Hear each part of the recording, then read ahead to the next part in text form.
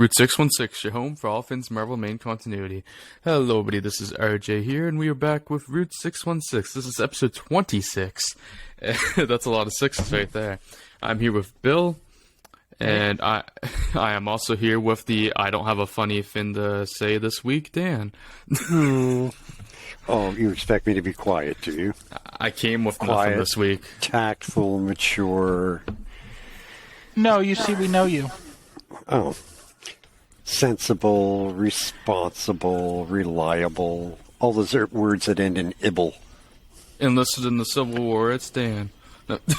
Good I thought he enough. was rejected for being too old. Oh my God. What the hell's with you two this week? Anyways, I guess before we go too far, we'll do a little teaser of what we just came up with this week. Nothing. Absolutely nothing this week. We're just here to annoy the hell out of all you nerds. Well, that's part of the fun, but we have decided to do something different than we were going to for next month's bonus episode. We were going. Yes. I didn't think we'd ever decided on an original topic because none of us like many Christmas movies. Yeah, we were discussing, I should say, doing a holiday movie list video like the Halloween one, but we decided it'd be much more fun if we just did some shark movies that loosely revolve around Christmas instead. So, yeah, we're canceling Christmas, and we're just going to go straight into Dead Cold Winter. I've never We're watched not any shark. canceling Christmas. Santa Jaws is. Oh, yeah, Santa Jaws is canceling Christmas. I've never watched any shark movies, and these two have been trying to pull me into the world of shark movies for a while, and it's finally happening. We're bringing backup. Yes, they are bringing backup, as we will have a guest star for that month's bonus episode in Dan's daughter, who I'm not going to say the name of, because I don't know if they want to go by their name or a nickname. So, but yeah, we will have Dan's daughter join us. Yeah. So yes, it should be. It's probably going to be a lot of fun, and might be a terrible time for me. So should be. Make sure to tune in. Of course, we have this month's episode that will be on the Alien franchise. Had to think on it for a moment. The Alien franchise is this month's bonus episode. All two of them. Something I like to think we're all looking forward to. We are. I think we like most of them. There's a couple in there that aren't so good, but a couple. Like half A of couple. them. Yeah. So that should be coming probably next weekend is when we're hopefully going to be able to get that to you guys, but we will announce that for sure next week's episode. Yeah. And now one that's of the all. ones I don't like would be alright if it wasn't branded Alien. Fair enough. Yeah, we'll save this for the for the we won't go too conversation. far. But yeah, now that we have all that out of the way, we can talk about what we're going to be. We'll talk about the comics we'll be talking about this week. We will be starting off with Avengers issue number 4. Then we will go right into the Tales of Suspense issue number 50, which has an A story and a C story. Then we will go into Tales to Astonish issue number 52, also has an A and a C story. And then we will end on Tales of Suspense issue number 51 with another A and C story combination. All the C stories are little shitty 5-pagers, which I will be covering all of them today, as I'm the one that has them all available to me. So, fun times. And really, if you're pressed for time, you can just leave after Avengers. The rest of this episode is going to be swimming in mediocrity. Way to bury the lead, Bill, but anyway. Nicely done, buddy. Nicely done. Okay. Hope you all stick around for this exciting episode. Anyway, let's get started on Avengers issue number 4, as the story is titled "Captain America Joins the Avengers." Dan's other favorite character. You can all have a nap while we go through this part. Yes, this is Dan's other favorite character, along with... So Dan's top 3 favorite characters of all time are Spider-Man, Captain America, and Giant Man. So You are so full of shite. everybody remember that. I hate Spider-Man. Okay, in the unlikely event somebody's actually watching this, I fucking hate Spider-Man. What They've a whiny noticed. little biatch. If anybody is tuned in, that's the one thing they should know by now. Yeah. But yes, Avengers. Whiny little biatch.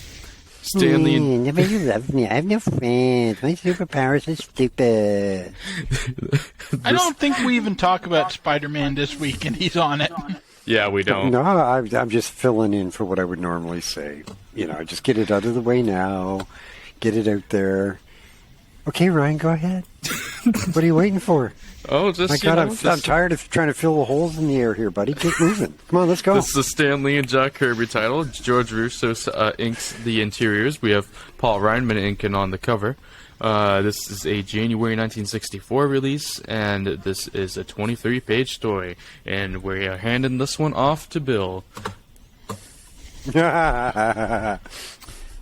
right, so this one opens. Bill wanted this one. Tells you everything you need to know, folks. Sorry, Bill. That's all right. This one opens with the conclusion of the fight on the island from the previous Avengers issue. And at this point, Hulk has already left, and so Namor finds himself severely outnumbered by all the Avengers and just leaves and swims off. And eventually his sulk about losing takes him all the way to the Arctic, where he discovers a tribe of Inuit worshipping a figure sealed in a block of ice. And because he's still got a big hate on for all humans, he comes and starts yelling at them and waving his arms around, and he takes their mythical ice thing and throws it into the water. And all the Inuit leave because Submariner's temper tantrum is starting to break apart the ice they're on. And then we just leave while he's in the middle of this and start following this magical idol or whatever it was. And it floats south and starts thawing out and eventually floats into the path of the Avengers submarine as they're heading back to New York. And by this point, it's melted enough to reveal that it was actually a person sealed in the ice. Oh my God. They bring it into their submarine, and it turns out it was Captain America. Oh my God. Oh. And Captain America wakes up and starts fighting with them, trying to rescue Bucky. I'm not going to give you the satisfaction, Dan. Oh, trust me. If there's a hole in the air, I plan to fill it. Even if there isn't, you're sitting there with your golden shovel getting ready to force one in. Oh, yeah. Oh, big Dan's time. over there smoking like he's Paul White in 1998.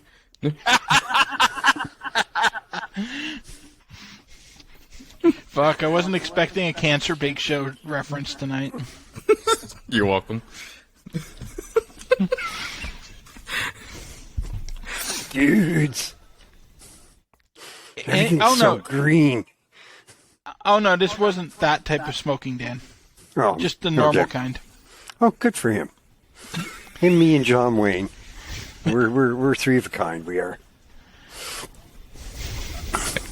Anyways, back to Anyway, Avengers, with that interlude about some of our unhealthy habits, we return to Captain America being calmed down, and the Avengers tell him how much time has passed and they're skeptical that he is actually Captain America.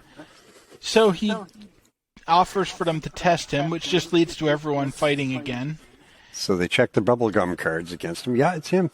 Pretty much. Yeah. And then they've decided that he must actually be Captain America and ask him how he got in the ice. So he tells the story that anyone who has ever read a Captain America comic or watched one of the movies knows about him and Bucky, although the movies have changed it slightly, but the gist is the same. In the comics, he and Bucky both tried to stop an remote-controlled aircraft with a bomb on it from bombing America at the end of World War II. And they get on it just as it takes off and fuck around trying to deactivate the bomb, which doesn't quite work. Instead, they make it explode. And the explosion launches Cap into the ocean, where he freezes solid. And is placed in suspended animation until he's thawed out. Convenient. And then we arrive back in New York City, where a whole herd of press has shown up to photograph the Avengers that they returned. And just as they start taking pictures and trying to get interviews, there's a brilliant flash, and when the smoke clears and their eyes clear, the Avengers appear to be gone and have just left statues in their place. So the press are all mad that they couldn't even give an interview and just pulled this trick to get out of it, and they all storm off. And then Captain America gets out of the submarine, and he's like, wow, what dicks, they all left without me. And he sees the statues that he assumes were put up in honor of the Avengers. Together for 4 months and already got statues. Pretty impressive. Yeah. And it might have been 8 months comic time. It might I don't have been, remember because if this is monthly or I think not it's yet. bi-monthly, so I think it's actually 8 months. Yeah. Either way, it's awful fast to be getting statues, especially placed on a random pier. Yeah. And so Captain America starts touring around, marveling at the wonders of the modern for 1963 world, including the United Nations building. Ooh. And he goes and he gets a room in a hotel and settles in, starts having nightmares. Well, he thinks it's a nightmare about Bucky coming back, but it turns out it's actually just Rick Jones, because he hasn't brought this comic down for a while. And so he shows up and he asks Captain America to help him investigate the disappearance of the Avengers, because they haven't been seen for a while. So Captain America agrees, and they go and start looking around. They get a hold of the press photographs from the Avengers arriving in New York and start looking at them, and in one they see a guy holding a ray gun in amongst all the press. Well, that's convenient. Yeah. And so Captain America tells them he needs to go find that guy with the ray gun. So Rick puts the Teen Brigade on it. God, I thought you were going to say Teen Burger there for a second. That would probably be more useful, because the Teen Brigade just succeeds in filling a bunch of space by finding multiple wrong people, whilst Captain America finds the actual guy on his own. And he sees him just in an apartment playing with the ray gun. So he busts in through the window, and the guy and his associates, who we hadn't seen until now, all shoot at Captain America, but he easily defeats them. Good for Because, him. agility. Yes, at this point he doesn't have actual superpowers yet. He's just better than the average human. And he corners Ray Gun guy and rips his face off, revealing a particularly stupid-looking alien underneath it. It's Old Man Smithers. Because we're going full Scooby-Doo on this one, with Rick Jones in the role of Scooby. Rapton. And the alien explains to Captain America that he had come from a distant galaxy and crashed on Earth. And then they have a whole interlude about his stone ray gun, leading to him being mistaken for Medusa, even though he doesn't really look anything like Medusa. And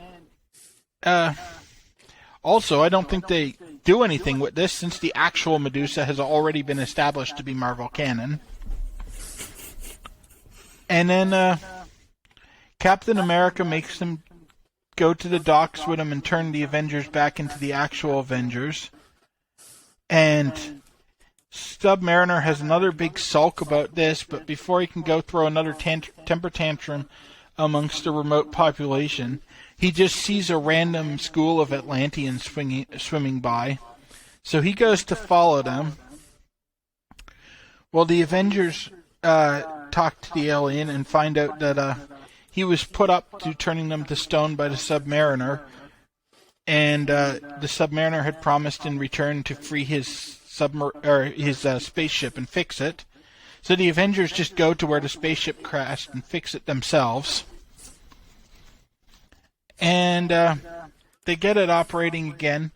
But before the alien can thank them or anything, Submariner shows up with a whole group of Atlanteans because I guess, despite the fact that the last time he had seen his people, they kicked him out and left because he was pursuing his war with the humans. As soon as they find him again, he finds them again, they just start following his orders. So he fights with the Avengers for a while, and the Atlanteans fight with them. It's a typical superhero fight. And it carries on until all of a sudden it's disrupted by what feels like an earthquake. But it's just the spaceship launching back into space. And so the alien takes off, and since he was losing during the distraction, Submariner and the rest of the Atlanteans jump back into the ocean and swim away. And so the Avengers let Captain America join. And then we cut to Rick Jones sitting by himself, wondering how the Hulk will feel that he's been replaced. And that's the end of the story. Wow. It's better than it sounds. Yeah, this is actually really good. No, it's not. Not as good as I was expecting, though. I only gave this 3 stars. I thought this would be at least 4, but it's actually not. I liked it, but it's not really. I wanted more from this. I found it really. Well, we average out then because I gave it a 5. I really liked this. Wow. That's wild. I figured you would, but I still can't believe you did. I found it weird. That we had Captain America, let's bring you back, and then we're automatically putting you with an alien. That's interesting. No, I don't see anything wrong with that. I don't know. It feels like you would bring Captain America back, and like that's the perfect guy to do like a Red story for. But whatever.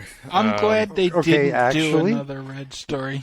No, actually, I think he's got a good point because at that point in the U.S., the greatest fear was the Red Scare. So yeah, why not bring in the ultimate American to deal with the Red Scare? I think they stayed away from that angle because the last time they did it, it bombed horribly because they brought back Captain America in the 50s. No pun intended.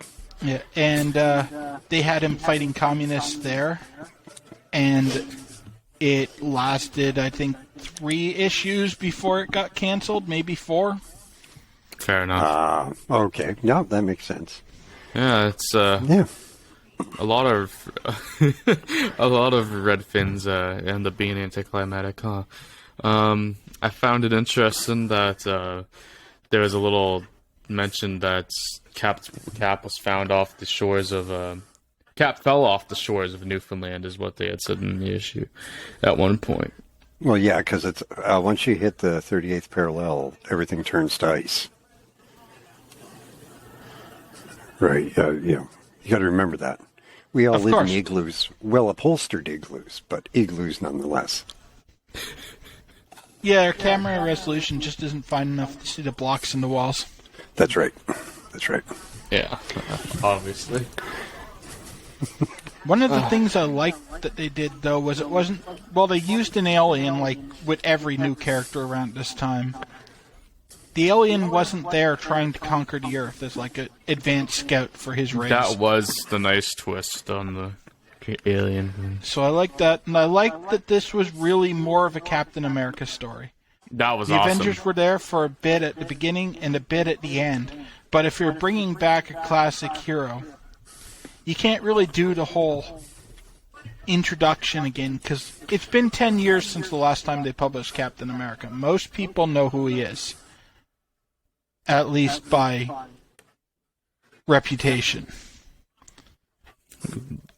And so instead of doing like a boring rehash of his origins and shoehorning it in by giving them the mystery and having Captain America solve it, it allowed them to showcase him, bring new readers up to speed while not boring old readers to tears. Yeah, this issue actually got a lot worse when it brought the rest of the Avengers back into the fold. It was at its best when it just focused on Captain America by himself. I agree. Yeah, with that's the problem with Avengers overall. It hasn't really cropped up in our rating yet, but until they go to Cap's Kooky Quartet, they can't really do anything interesting. And that's actually what is known as amongst the fandom. That's not my term. I know. I'm just laughing at Dan's reaction to the name. Okay. But until they make that change, they can't really do anything in Avengers because they don't want to fuck up anyone's ongoing stories. So heaven forbid because they have a everybody story, in this title watch is everybody Everyone in this title in watch is their own Avengers title now right has now. a book, except for now Captain America. So Yeah, they can't really make any major changes with Avengers. that will change when Giant Man gets canceled. But Yeah, it's kind of like premature ejaculation. They don't have it yet, but it's coming quickly.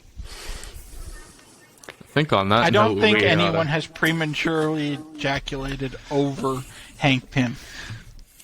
Oh, you see, folks, I He try might so have done hard. it a bunch, but I try so hard. I think on that note, it's about time we move on to Tales of Suspense issue number 50. Oh, hey, finally. Something interesting for us to talk about. The story is called The Hands of the Mandarin. This is the A story, of course, as we will see by this being 13 pages long. Stanley is on this one as the writer, and Don Heck, our boy Don Heck, is doing the art on this one. George Ruchos helps Jack Kirby on the cover here, and Ray Holloway does the letters, who is a name we see too often. November 1963 release date, and I already said 13 pages, so this one is for Dan, his boy Iron Man. Oh, I know. And actually, this is a good issue of Iron Man because it brings in what probably Marvel's second greatest villain, right behind Magneto. We have the Mandarin. Ooh, Yeah, we love the Mandarin. You know he's a bad guy because he likes Liverpool. Oh, by kiss MCU my standards. ass. I was going to wait for a little later to say it, but I figured I'd get it out of the way. Yeah, Tony Slattery or whatever his name was. Yeah, okay, so we're going to talk about the Hands of Mandarin. And here we go. The hugely egotistical and secretive Mandarin is at his lair somewhere deep in Red China when his servants inform him that 4 officers from the Red Chinese army have come to discuss something with him. He allows the officers to enter the castle, and that's why they have come. They desire that the Mandarin join forces with the Red Chinese government so they can menace the world together. Bond doesn't stand a chance. Tony Stark doesn't stand a chance. They also want the Mandarin to share the secrets of his power rings. This outrages the Mandarin, who refuses and sends them on their way. Something unusual going on here. Back in the U.S., Iron Man is requested by the Pentagon to go on a reconnaissance mission into Red China to learn what he can do about the mysterious Mandarin. Iron Man also refuses, and that's the end of the story.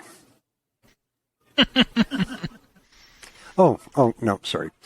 Iron Man agrees. Dan can't read very well, so... Oh, I don't know. Mandarin says, no, I'm not going to interfere with somebody else's government, but Iron Man, of course, is a little prick and decides he's going to do it. Right, Very American. Iron Man, yeah, it is. It looks like they need some freedom. I think your summary kind of glossed over why the Mandarin wouldn't help. Oh, it doesn't matter. It's because they wanted him to give his power rings to the Chinese government. And he's just like, no, fuck off. I don't like you either. Yeah. Anyway, if anyone's going to conquer the world, it's going to be me, not your government. It's That's gonna right. be did you just drop boy band in the middle of our conversation?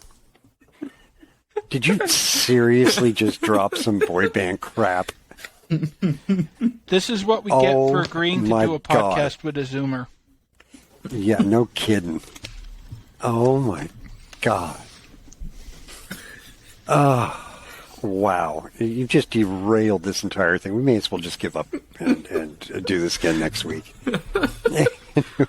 I would have leaned into it, but I did the hanging up in the middle of the call joke last week. Yeah. So, anyway, Iron Man agrees to interfere in another country and returns to his office to prepare for the trip. He cancels his appearance at an evening dinner for Stark employees in order to go on the mission. Not that anybody cares. When he tells One guy Bill, did care, but I don't think he ever turns up in Iron Man continuity again, so I don't know why they wasted 2 panels on it. Yeah, his name is Bill.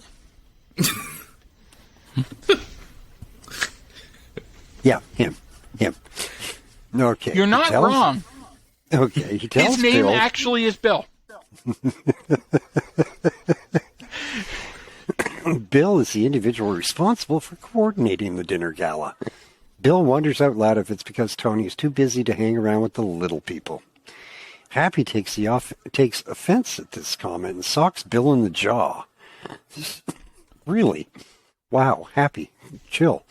Stark steps in between the two and stops Happy, warning him never to do such a thing again, and that, as their boss, Stark employees are free to say whatever they want to him. He will fire them afterwards, Unlike Twitter not beat them employees. up. Yeah, really. Afterwards, Pepper heckles him for not noticing her sexy new makeover. Wow. They took her freckles away. They took her freckles away. She's got nice new hair. She's quite the lady. And I like like freckles. 50% of the interesting character traits that she had are now also gone as well, and she's just love-struck Dame number 47. Ah. Yeah, and Cool. very bitchy, too, to Happy. And Oh, good for her. The bitchiness Anyway. even resides over time because, you can't have an aspirational romance if she's not very nice. It's not untrue. It's not necessarily untrue. Dan's So- been Because there. that was one of the interesting character traits I was actually talking about. I enjoyed that she was somewhat disagreeable. I don't know where to go with that. Anyway, I'm going to segue right back into the story here from that one. Later, Iron Man drops from a military airplane somewhere over Red China. He free falls most of the way to the ground, then using his jet boots to land safely. He is spotted by the Mandarin's lookouts, but they assume he has perished in the fall because they didn't see a parachute open. Safely on the ground, Iron Man wanders up the hill towards the Mandarin's castle, eventually encountering and defeating a group of the Mandarin's security forces. He then takes to the air and fly upwards and into the castle, where he encounters and avoids several traps triggered by the Mandarin, who is secretly watching him via a monitoring system. How clever. The Mandarin attempts to subdue Iron Man using a paralysis ray, but it's deflected by Iron Man's chest beam. The Mandarin then unleashes the wondrous powers of his 10 rings. First, he employs a blast of high-frequency sound waves, which Iron Man counters with sound waves of his own. The Mandarin follows up with a paralyzer ray that manages to completely immobilize Iron Man. Meanwhile, back at Stark Industries, Pepper decides that she desperately needs to take a date to the employees' dinner, so she reluctantly calls Happy, who assumes it's a sign that Pepper really likes him, because he's a loser. Back in China, Iron Man finally shakes off the effects of Mandarin's paralysis ray. The Mandarin electrifies the walls of the chamber, because for some reason he didn't cut Tony's throat while he was paralyzed, which makes no sense to me. He electrifies the walls of the chamber to prevent Iron Man from escaping and moves in to engage him in hand-to-hand combat. Iron Man devises a plan requiring him to make some quick calculations on his armor's built-in slide rule. Wow. That dates this comic. That's epic. It really does. Will you stop showing off your t-shirt and sit the hell down? My head Sit down. I started to get a Charlie horse, okay? I had to stand up for a moment. Yeah, showing off your Real Madrid shirt, little prick. They haven't even beat Liverpool yet. Yeah, they have. What? Piss off. I really don't like these two. Okay. We also don't pay Dan to be here, though. It's the only reason I'm here. Because it's free. And worth every penny. He then assumes the appropriate position to ensure that when the Mandarin strikes him, it would be at the right angle to cause him immense pain. Oh, Tony, baby. Whew. Iron Man takes the opportunity to escape as the Mandarin lies writhing in agony on the floor. He takes to the sky just in time to intercept the military jet that is scheduled to pick him up and take him to his newfound intelligence. Take him. He's scheduled to pick him up to take his newfound intelligence back to the Pentagon. What the hell was that? So he doesn't poorly bother constructed sentence. So he doesn't bother to capture the Mandarin. He just runs away like a timid little boy. No, he gets his ass kicked by a guy with no superpowers and a couple of rings. Yeah. Well, 10's more than a couple. But... Okay, yeah, he's not Mandarin wrong, only but used 2 of Ryan, them. shut up. Oh, okay, fair enough. I hope Ryan. they make a Shang-Chi movie about the Ten Rings someday. We want pedantic. We'll read a freaking Thor comic, okay? Just shush. Anyway, so he goes back to the Pentagon with his intelligence. Anthony Stark returns to New York in time to attend his employee dinner party, where he meets up with Happy and Pepper. Notably, he And does that- not meet up again with Bill, thereby defeating the entire point of that thing about Bill getting mad at him for skipping the party. Yeah, Bill went off to do a podcast with a couple other loser white guys. Yeah. Yeah. God, that's pathetic. I'm telling you. On Friday. What a bunch of losers. Yeah, okay, but that's really the whole story. I hate to say it, but I do like the Mandarin. I like the idea. Mandarin's pretty good. They just character. haven't Mandarin's really great. fleshed He's just him not out. great in this issue. Yeah, they haven't done a lot with him in this issue. However, he kind of kicked Iron Man's ass, so that's Yeah. good. Very racially insensitive at times, but this actually wasn't too bad for racism. It wasn't it as was, bad just as not with the Mandarin himself. If you looked at the actual Chinese soldiers, Yeah. It's not as bad as a lot of his appearances become later on. Is what I'm. that's getting fair, at. but I think a lot of that's that I'm pretty sure we both read the recolored version where they had like natural skin tones instead of being bright yellow. We might have, yeah. Yeah. I They know do at least my version was the newer recolored one. Yeah. Yeah. They do tend to recolor it to make it less racist. So for the Marvel Unlimited and stuff. Yeah. I don't know. I do think the Mandarin's a great villain simply because he's not just the Red Menace. Yeah, he's Right. the perfect. He's also got right. He's the perfect counter to Tony too, because Yeah. at this point they haven't really gone into it, but Tony is pure technology and he's pure mysticism. So Yeah. He'd been a good villain for Doctor Strange, too. I think this was a pretty good first appearance for the character, but I will say I like the character's second appearance a little more. I think Dan will actually like this character's second appearance more too. But yeah, this was pretty good. I liked it enough. It was a 3-star comic for me. I gave it 3 as well. One of the things I really liked was we were almost Because of the great villain. yeah. One of the things I really Yeah. liked was we were 3 pages into this before we saw Tony. It was all Mandarin to kick off. Yeah, which is good. It means they're starting to get a little more mature as writers. They're putting a little more time into the setup, things like that. I still think it's a little silly that he didn't take the bad guy with him to justice. But, you know, it's Marvel, again, crapping the bed in the last page. Yeah. They That decided kind of they is a didn't want to. reoccurring theme with early Mandarin appearances, though, that Tony can't beat him and just needs to escape. They didn't want to. Yeah, it is. That becomes even more next time. But like,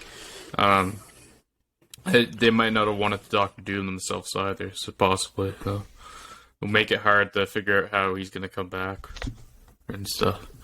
But yeah, I don't know. I think that. Yeah, but I didn't that think it was covers- that bad. Like, it's not that terrible a story. No, it's I very good. like Yeah. this story. It's, I like this story too. on its own, it's not that interesting a story, but it was an inoffensive 13 pages. Oh, there you go. Unlike most of the Marvel comics. Just saying. And that's the highest I think Dan's ever rated a comic on this podcast. So Well, it's there we because go. of the good villain. yeah, you Because mark. the villain roots for Liverpool, and he's a disgusting partisan. Yeah. I am a disgusting partisan. I am. Man. Yeah. But hey, us Liverpool fans got to stick together. Rigging elections and cheering on Liverpool. What are you going to do? Right. As opposed to all the other fans who are jumping on bandwagons right now. Better hope you don't have to jump off. I don't think either of your ankles are strong enough to handle it. They definitely aren't. Hey, he's been jumping on bandwagons. I've been riding out my team getting progressively shittier for the better part of a decade. Hey, my team's finally good for the first time in a decade. Kiss my ass. We've been teasing, Yeah, good. isn't it? Like 7th place to our 6th. Okay, give it time. Give it time. Ten Hag will find a way to screw everything up. Don't you worry. We've been teasing his next appearance, and he next appears in issue 54, so only a few issues away. So that's nice. Wow, we can't you're just stay in plowing football right on forever. again. No, why not? Anyway. Keeping the momentum going a little bit, we are moving on to the C story, which is titled Journey's End. This is a little shitty 5-pager. This one's lettered by Artie Simic. Saul Brodsky does the inks on Larry Lieber's art. And this one's also co-written by Larry, so it explains why it's so uninteresting. That's cool. So, I'm just gonna really quickly just run through this, and it's Okay. You it's definitely just won't be as quick as the Marvel or the Marvel Wiki summary of this. This story is one of the tales of the Watcher. It sure is. As we start off with the Watcher, amongst the stars, as he holds a book with the history of the universe. Pretty big book, I imagine. Another bald-ass white guy. We are told this. We are told this story about a pilot named an Earth pilot named Wilbur Weems. This takes place in the future, I believe, too. But who cares? Yes, his name's Wilbur Weems. And He wobbles, but he don't fall down. they do space expedition missions. They've been looking for other planets to possibly inhabit. Blah blah blah. And they see this dust cloud in out in space, and they want to go explore past the dust cloud and see if there's anything out there. But all the mainly plot and in the lead up, Wilbur, like, there's this girl he likes, and he's made fun of the other guys because he's like he's seen as the small weakling of the group and blah blah blah. And all these higher up guys that are supposed to be the strong boys, they don't. They're too scared and don't want to go on the mission to the space expedition mission past the dust cloud. So Wilbur volunteers himself, and since nobody likes him anyway, they're like, oh, well, they're happy to let him go, and they just think he's gonna die, and it's whatever. They're completely fine with it. But joke's on them, because Wilbur successfully volunteers, and he makes it past the space cloud, and there's a whole civilized planet out there that's been waiting for Earthlings, but they only accept they had the dust cloud put there themselves because they only wanted the most brave to come to their planet. So yeah, that's that essentially. Yeah, 5 pages. Yeah. Wow. I gave that 1 or 2 just because it kind of had a good message to it, and that's all I'll say on that. I gave it a 1. I figured you would. Holy moly. Rehashed 1950s 4-page morality plays with a framing device aren't exactly good for the most parts. Yeah. Because, like the previous ones, 80% of this is a reprint with just the Watcher stuff added. Yeah, I mean, if it has a semi-good message and doesn't bore me to the point where I'm skipping through it, it sometimes gets a 2. So that's just where I landed on for that one. Yeah, Watcher's just a completely unnecessary character. He just is. Oh, well, get ready to see plenty more of them in the future. Oh, look, let's design a character that just stands around doing nothing. But he's really bad at his job and interferes a lot. Yeah. Let's hope the world doesn't get dominated by zombies. Then what's he going to do? Well, let's just keep moving forward and move on to Tales to Astonish, issue number 52, the A story. And this one is titled The Black Knight Strikes. This is Stanley writing, of course. And Dick Ayers, we get more Dick Ayers here on Arts and Inks. And cover is by Jack Kirby.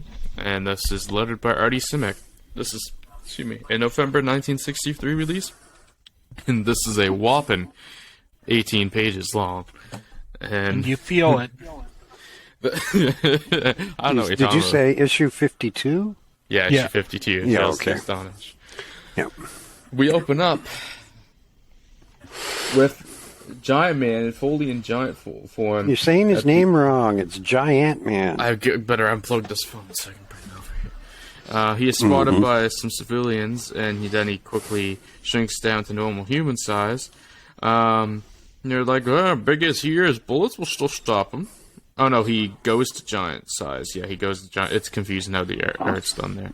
But big as he is, bullets will still stop him, and they're proven wrong as Giant Man just quickly maneuvers to pull some of the guys into the way so they would be the ones shot, and then he hangs them up on pulls. One guy tries to escape, but Giant Man stops him by drop kicking the car he's escaping in. I like how he yeah. outspeeds guns, while the last couple of Giant Man stories were solely based around how he's not that fast when he's Giant Man. Yeah, that's great. But this was essentially all filler. But we go over to, I guess one of the guys. Oh, the guy who's chasing the car. He goes to court, but he's only fined. Or he gets out on bail, whatever. It's his bail. It's his bail. So we see him go back to his castle he happens to live in. At least it looks like a castle. No, he goes to Europe, man. He leaves the it's in country Europe. so he Okay. can't be sent to jail. Yeah, okay. He gets out on bail, then he leaves the country, okay. He goes to Europe, he's in this castle, and we see him starting his evil experiments that will come into play later on, as we see him eye the statue of a flying horse. So we go back over to America with the Ant-Man and Wasp, or Ant-Man, Giant Man and Wasp. Probably wish it was Ant-Man, slightly better stories. So... yeah, I mean, they're talking about an experiment that's supposed to go on, nothing really important there. They go take a cab, and there's a funny bit where they leave the money in the back seat, and because they shrunk down in size, or that's what Wasp did, I guess, because she heard over the radio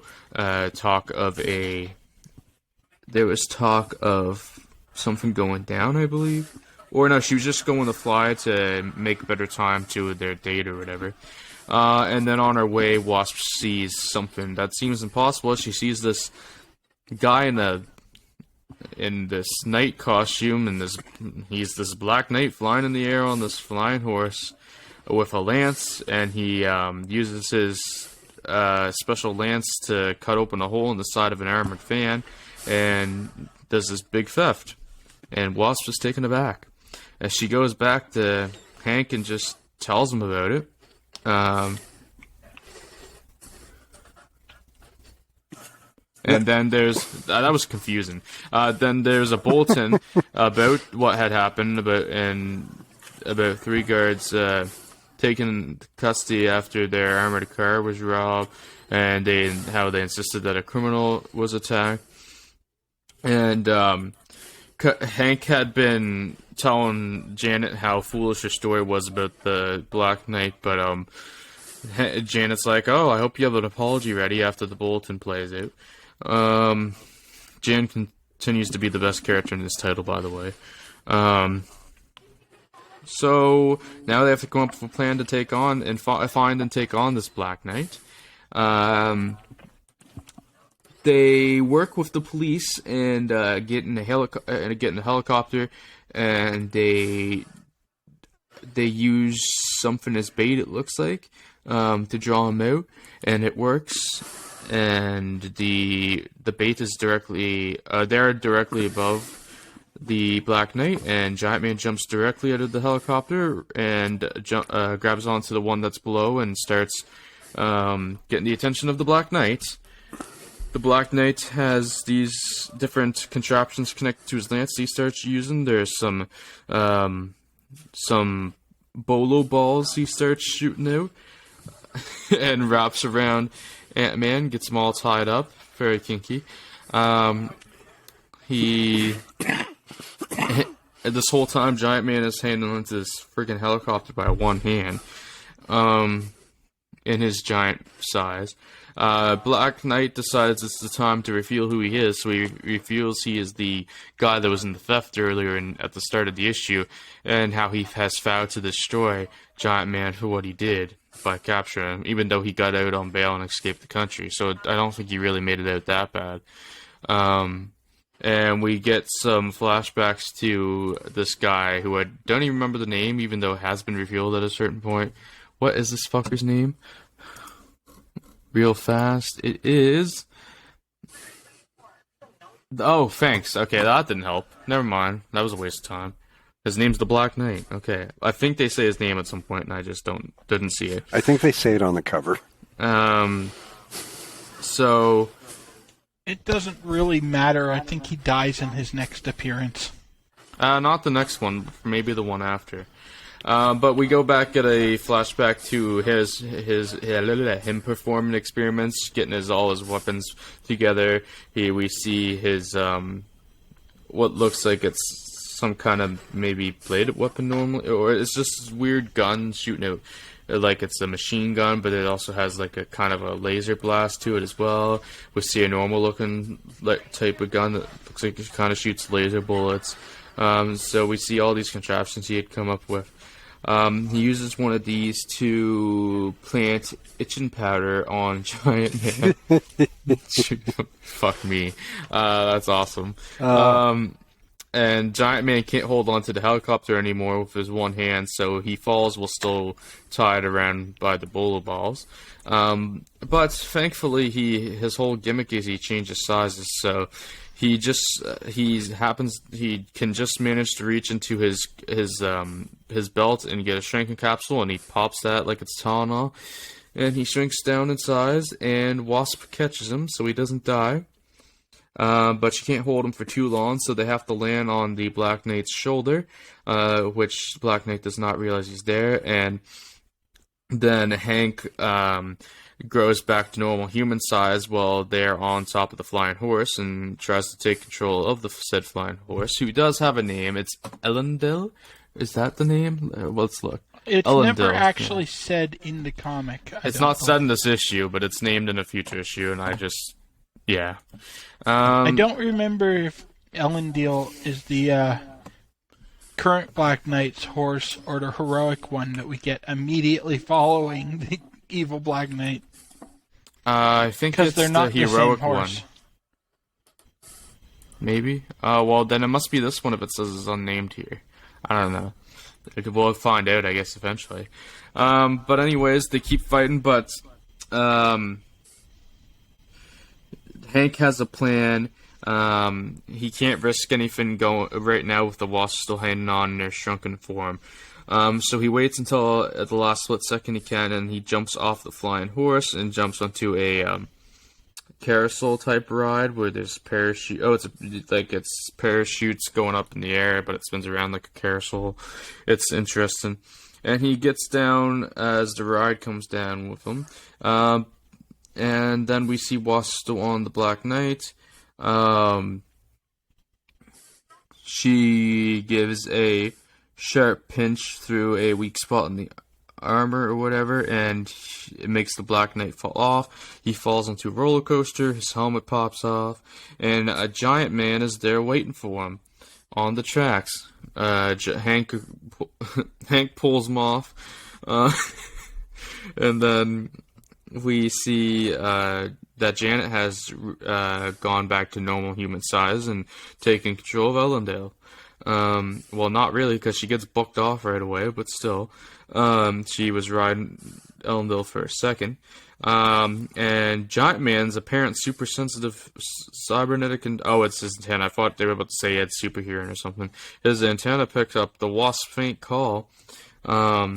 and realizes it's Jan fallen, so he goes to catch Jan while the Black Knight escapes. And he manages to catch Jan while also having his arm out, has his arm out to grab the helicopter, and then they get lowered to the ground. It's some real like Michael Jordan shit.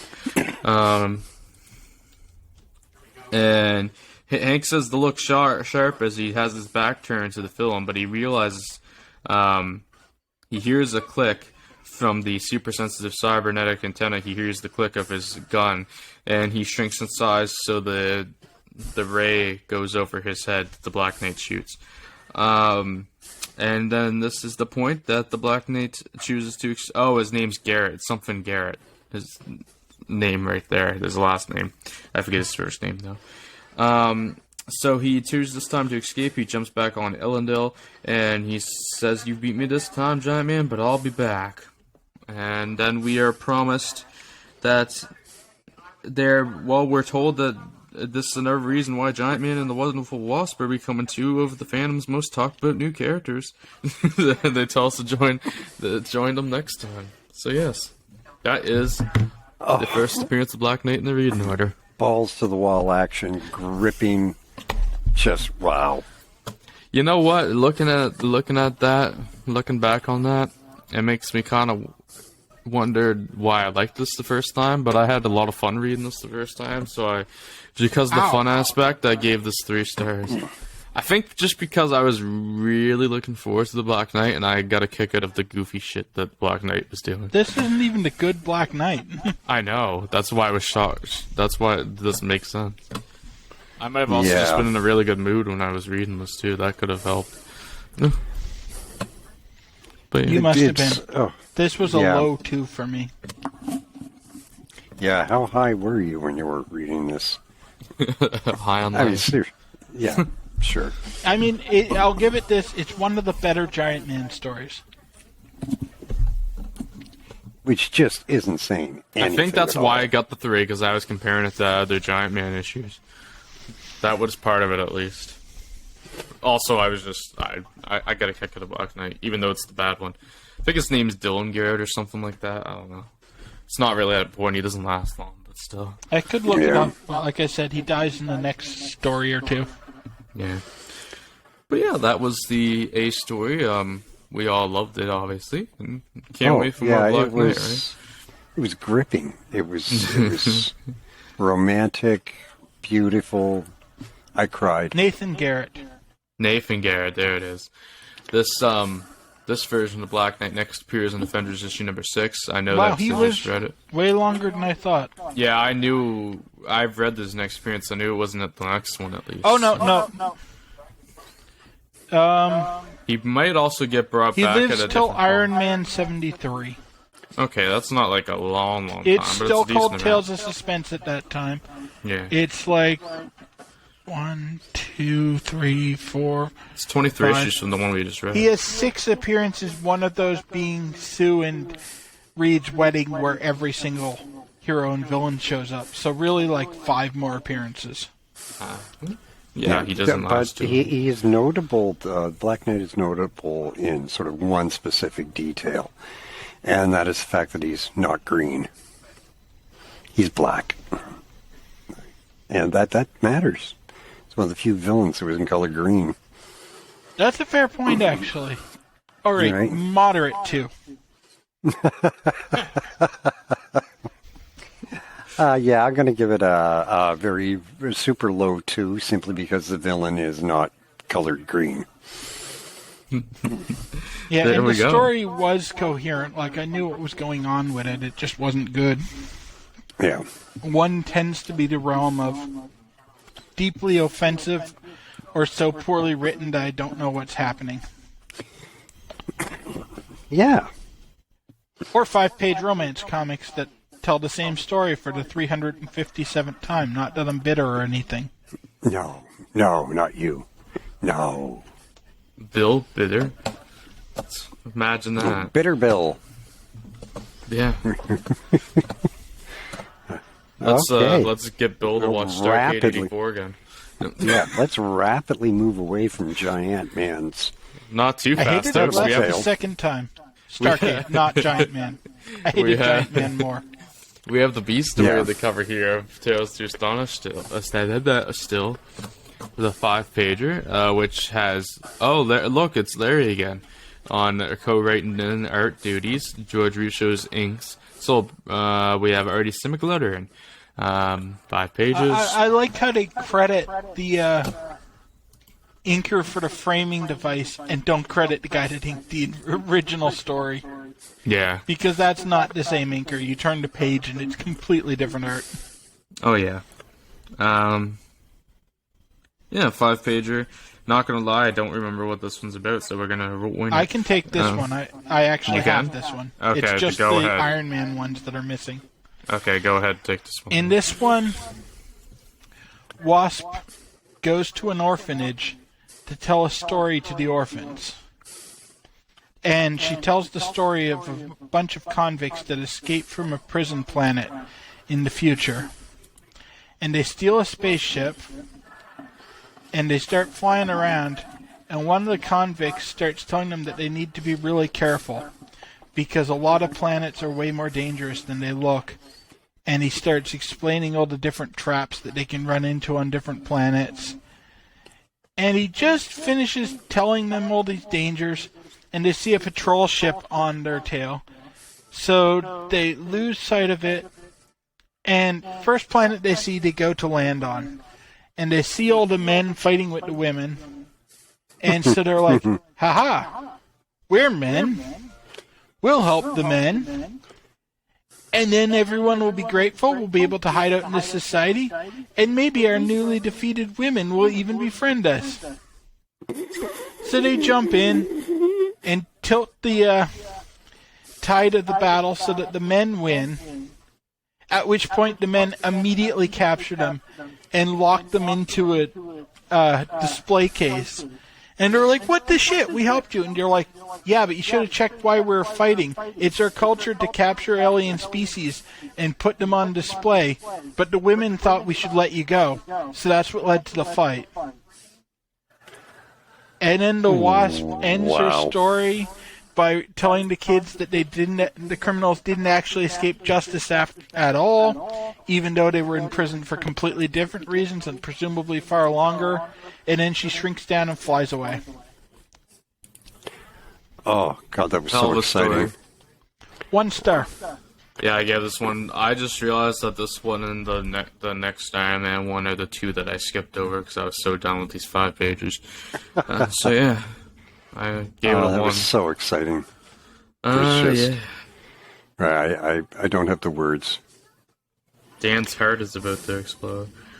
It is. But that's just because of age.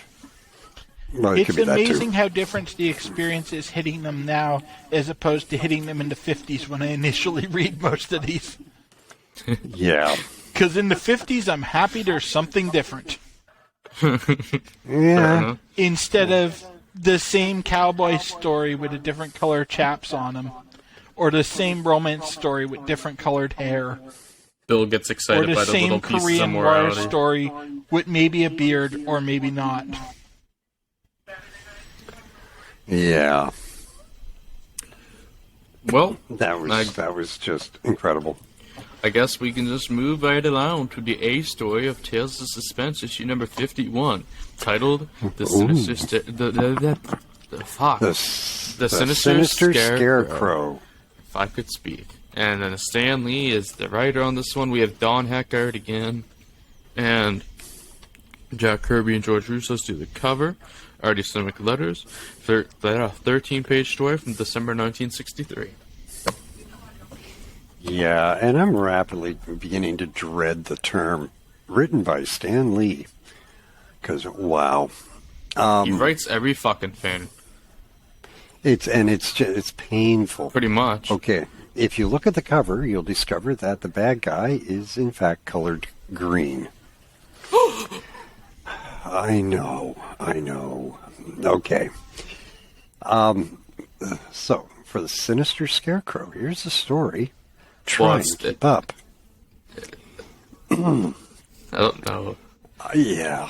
Iron Man catches a criminal attempting to rob a box office and pursues him into the theater, where the contortionist, the uncanny Umberto, is performing. Try and say that 3 times fast.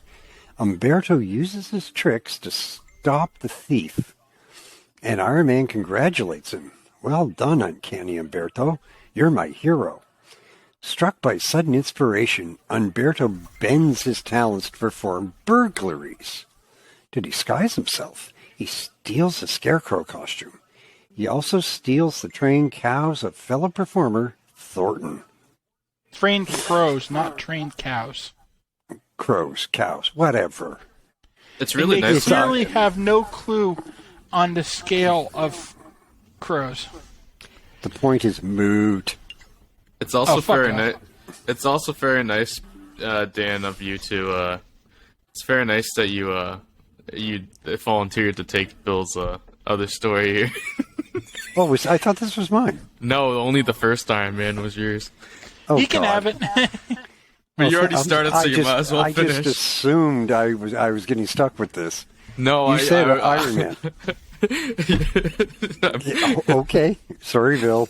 That's all right. I'll try to work in the jokes I had. I think I've forgotten what they were anyway. So Okay. Oh no, I had Bill something I doesn't have wanted to talk say on about this originally, but I don't for the life of me remember what it was. Okay. I thought you had said you didn't have the Iron Mans at some point for some It's reason. the B stories that I don't have access to.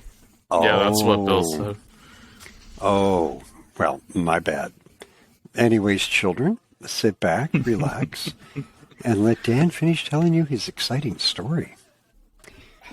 Okay, after we distinguish that he had in fact stolen a bunch of crows, not cows, he decides upon Tony Stark's apartment as his first target for theft.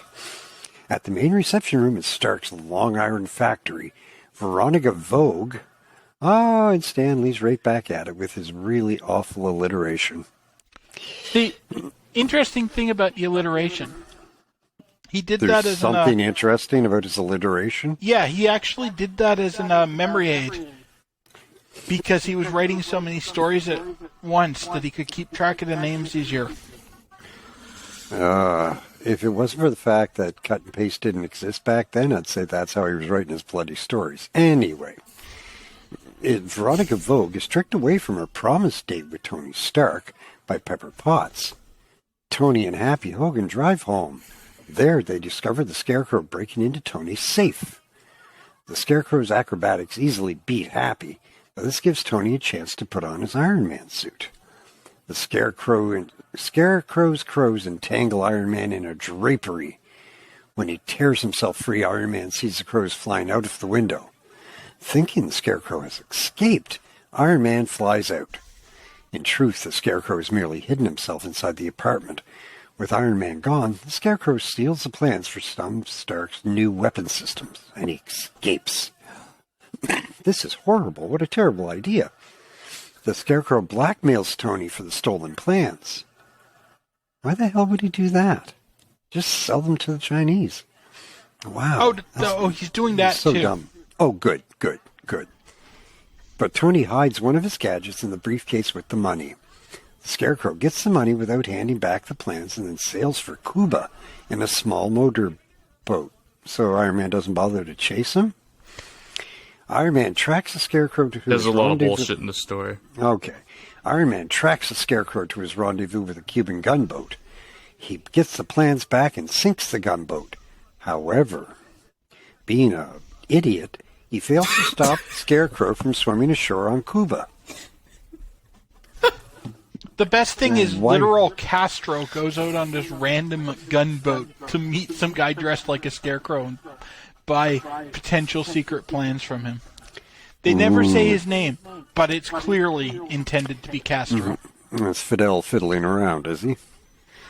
Okay. Anyway, he doesn't bother to stop the Scarecrow from swimming to Cuba. But back home, Tony gives his Broadway tickets to Happy and Pepper. Oh, that's so sweet of him. What a nice guy. Pepper doesn't really appreciate it, though. Tony's my hero. I probably should have let you take this, Bill. If I had known, enjoy. If I had known. Okay, you can have mine if there was one. It's almost like somebody doesn't pay attention to the end of the episodes. Oh, shut up. Actually, that was after the end of the Is there episode. really an end to these episodes at all? They just seem to go on forever. That's because we talk to each other every day. Yeah, what a bunch of losers. Yeah, pretty much. Yeah. Okay, well, that was it for that. Anybody got any ideas? What are those? I have the idea of giving it 2 stars. I had the idea to give it 3. Ah, interesting. I was What the fuck really, is wrong with you? What are you smoking, buddy? I was in a really good mood reading these comics. This is worse than the Giant Man comic. Ah, wow. Oh, I don't think I want to go that far. Right, I think read it's both of on them back par. to back. This is worse. I'd say they're on par with each I other. think Bill was probably salty from the Giant Man, so this one seemed even worse. Yeah, I'd say they're on par with each other. Let's resolve this the scientific way. This one got a 2.33. Giant Man 2.59. Wow, impressive. Apparently the consensus is this is worse than the Giant Man. How is that scientific? That's a bunch of nerds sitting at home reading them on the computer. It's close to 1,000 ratings aggregated. Yeah, it doesn't make it better. It just means they didn't like it as much. Oh, shit. Yeah, true. I'm sorry. Are we keeping you up there, Ryan? Yeah, actually.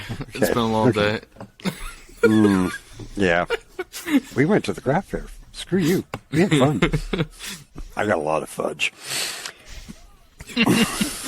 Well, I guess now that I exposed my inflated ratings Larynx? this week, And your oddly shapen uvula? I will. I'm glad I was on the comic page for that. I will go on to the C story. Yeah, because Bill doesn't get any more stories today. Sorry, Bill. No. Bye. That's fine. I took an extra one when I took the B story of Tales. Yeah. I screwed that up. Sorry. It worked out. We It both was- got 2 stories. It was pretty funny, honestly. I could have stopped you too, but I decided to let you go a little bit.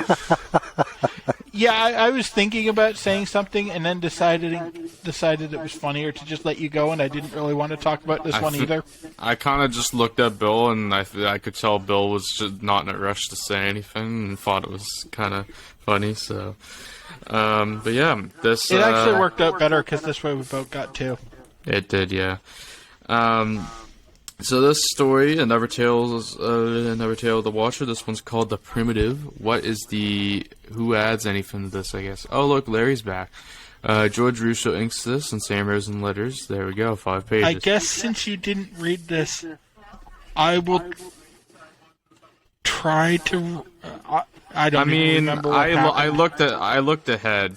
I looked ahead to get a grasp on it, but You it's. do it because I don't even. It was 5 years ago I read this and I don't remember it, and it's no longer available on the high seas. I briefly, I skimmed this one. It's essentially these. We have 2 guys that the main character of this little story, and they are looking for advanced life, and they're looking for life on all these planets, and they're looking for human life, and they keep being unsuccessful. We see them go to this planet, and they find these weird-looking animals that look like they're hybrids of Earth creatures and all this stuff, and they go to another planet, and there's this tribal race that wouldn't have any advanced knowledge, and blah, blah, blah. The one guy that has been hopeful on this mission loses hope, and they go to this one final spot before the guy with hope gives up. And they find this planet that has all this vegetation, looks like a beautiful world, and then they come across this this race of human-looking creatures that they look like they are a tribe, like a Native American tribe type deal, and they are hopeful. They're hopeful that they might have found something here, but their last remaining hope has been shattered. As nothing has been found, they fail, and now they have to return to Earth. And the other guy's like, "Look, Chief, he's bringing us over an offering." And the guy gets upset. He's like, "Oh, it's just a small scrap of wood." And they're like, "That's just great. After months of searching, we've just got this meaningless bauble." And they leave without even looking at what the guy was bringing over. They go home. the guy's lost the hope, but the other guy's like, oh, you came to your senses finally. No sense searching for something that isn't there. You'll be rich now. And then we look at what the man was gonna offer that would look like it was just a small scrap of wood, but it was actually a plaque. And it reads, this plaque awarded to Dagmar Arkor, inventor of the cobalt antimatter bomb. This marks the peak of man's civilization. At long last, wars too horrible to even think of. So, if only Paul Hardin, who was the guy that had hope, had seen the inscription, he would have known there had been another great race in the galaxy until they invented the ultimate weapon. So, the Watcher, we go back to Watcher's like, yes, Paul Hardin had unknowingly come within a few feet of fulfilling his dream of learning the most important lesson that a once great civilization could teach him. And yeah, it's another like war is bad type story, pretty much. That's pretty much it. It's a story. Yeah, I gave it 1 star. It exists. It sure Yeah, does. I also gave it 1 star. Yeah, I'm not that's sad very that generous. I couldn't find it again. Well, I can't give 0. Yeah. Sure. I think we should institute a new rule saying we can actually give a 0. To be completely honest. Well, Bill and I can't physically give a 0 on the site, but we could say we would give a 0 if we could. Yeah. This one would have gotten a 0 if I could. There's been plenty that would have gotten 0s if they could by now. With these 5 pages mainly. Yeah. Yeah. And, that is our last entry of the episode. Oopsie. Sorry, guys. Well, a shorter episode, not a terrible thing. Nope. Yeah, we had a lot of 5 pages this week, and we get some more next week, I believe, too, here.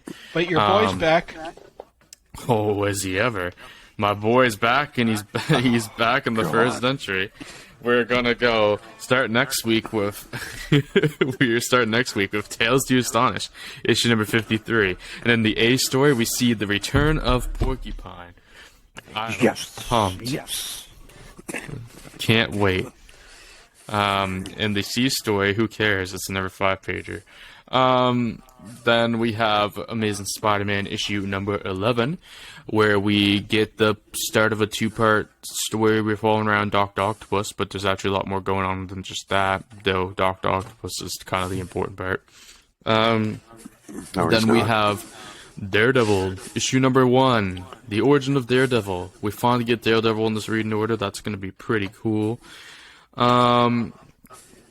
Then we get the second part of the 2-parter with Amazing Spider-Man issue number 12, where you're going to resolve some issues, maybe. Then there is, to end the episode next week, there will be X-Men issue number 5, as the Brotherhood of Evil Mutants have returned, and they trap one of the heroic X-Men. So yeah, should be an interesting week. It's a mostly pretty dang good week, quite honestly. Yeah, it's a pretty big change from this week. We have one comic that drags at the beginning. Well, with 2 parts that drag at the beginning, and then it's all pretty good. I wasn't the biggest fan of the X-Men issue, but we'll talk about that next week. I wasn't the biggest fan, but it wasn't bad. It was just kind of there. Fair enough. Well, let's admit, there's nowhere to go but up. Coming off that 5-pager, yeah.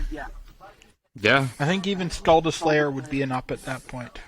Maybe not Killraven. That's saying a lot for Bill. Oh, maybe not Killraven, still Barry. I think the difference between the two is Skull the Slayer was 8 issues. Killraven ran for something like 37. Ooh, brother. Plus the some other title. I can't remember what it was, but it was like... I'm sitting here, I'm looking at the picture you sent me. Okay, of him reaching for the crows. Yeah. Right, and beyond the obvious, those crows are really tiny. Are you guys familiar with Gold Key comic Heckle and Jekyll?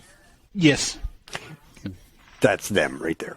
Yes, it is. It looks exactly like Heckle and Jekyll. Oh my Stan probably, God. whoever drew it probably stole it. It might actually be the same artist. I don't know who drew It could Heckle be. and Jekyll. I have no idea, but Was it Don Heck? it could have been. It does look like Heckle. I'm sorry, it really does. Tell you what, Don's a heck of a guy. Oh. What the heck are you talking about? Why was I the one to break out a really shitty pun this week? Where'd your puns I know. go this week, Dan? Come on, buddy. Holding out Bring on us, some what the fuck? dignity to this podcast. Wow. Can't believe I can't believe we went this whole episode and there was like barely any offensive puns by Dan. There might have been one. It's a bad week. It's a bad week. Apparently, I haven't got the fudge into me yet. So. Craft Fair took it out of him. Okay, so no, it wasn't Don Heck that drew Heckle and Jekyll, but they do tie back around because they were originally in Terrytoons, Okay. which is early in the section of the Marvel Order we didn't cover. Oh, interesting. Most of Terrytoons, it changed ownership. So something like the first 50 or so episodes were issues from Marvel. Okay. I was going to say because the one other thing that really stands out is how cartoonish those two crows look in that panel. Yeah. They don't look like crows at all. They look so cartoonish. Don Heck cannot draw animals. He's one Yeah, of my that favorite stands artists out. of the period, That's his weakness, yeah. but he cannot draw animals. Man, they just look so bad. Anyway, But Moving no one at this rapidly on. period seems to be able to draw animals, so yeah. this is Whoosies. well before respected artists would actually work in comic books, so you tended to get some pretty bad art. Fair enough. Yeah. That is true. But yeah, anyways, let's get to wrapping up this episode, I suppose. If you're Okay. watching this on YouTube, which is the way we recommend, so you We're can done? see our Piss off. fucking faces. Like, subscribe, comment, even share if you'd like to. We are also on Google Podcasts, Apple Podcasts, and Spotify. And if you're on Spotify, click which of the stories was your favorite in the poll that is attached. Anyway, guys, Which we of will. the stories was your favorite, and why was it Avengers? Yeah, which was your favorite and why do they all suck? Anyway, guys, we will see you all hopefully for next week's episode, and we will have the bonus episode hopefully next week, and we will update you guys Yes. next week. Yeah. And then, of course, come back for the shark episode. Dan's daughter's gonna steal the show, so No, probably. not likely. But yeah. Anyway, guys, we will see. I have yet to meet her. I've only heard stories about her, and she's going to steal the show. Anyway, guys, we will see you all next time, and peace out. See you Have a later. good one.